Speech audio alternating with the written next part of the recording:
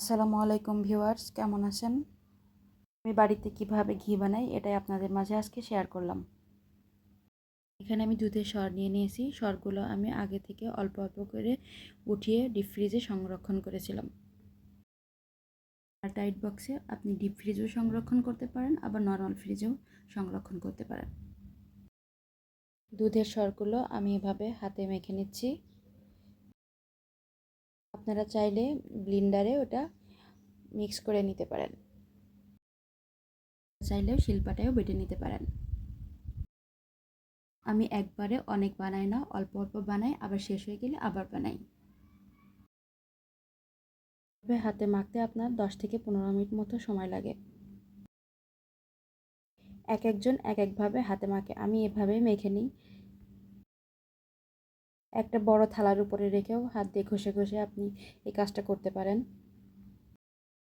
দিয়ে মাখতে মাখতে একটা ফোমের মতো হয়ে যাবে বা একটা ক্রিমের মতো দেখা যাবে, তখনই বুঝতে হবে যে সরটা ঘি বানানোর জন্য রেডি হয়ে গেছে,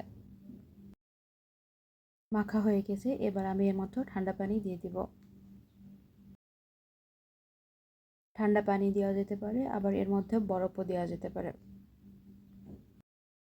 নরমাল পানির সাথে বরফটা অ্যাড করে দিতে পারেন। ঠান্ডা পানি দিলে মাখনটা ভালোভাবে বের হয়ে আসে, জন্য চেষ্টা করবেন ঠান্ডা পানিটা দিতে।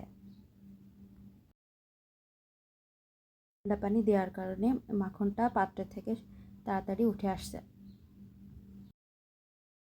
মাখনটা হয়ে গেছে, এবার আমি তুলে নেব। পাত্রে জাল করব ঘিটা, সে পাত্রে একবারে তুলে নেব।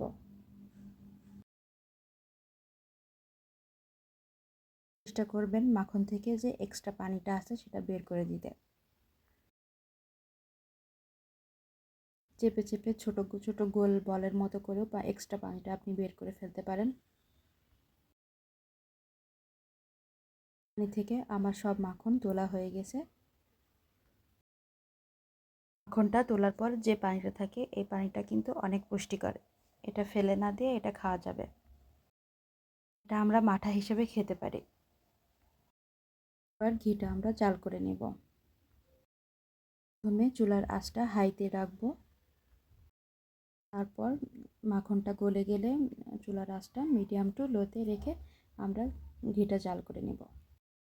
এটা অনবরত নেড়ে ছেড়ে জাল করে নিতে হবে।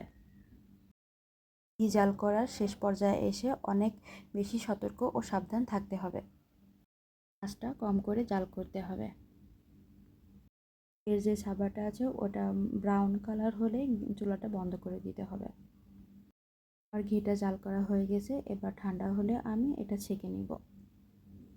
তৈরি হয়ে গেল আমার খাঁটি গাওয়া ঘি। আমি কাচের বয়মে সংরক্ষণ করব। ছিল আমার খাঁটি গাওয়া ঘিয়ের রেসিপি। আজকে এখানেই শেষ করছি। আল্লাহ হাফেজ।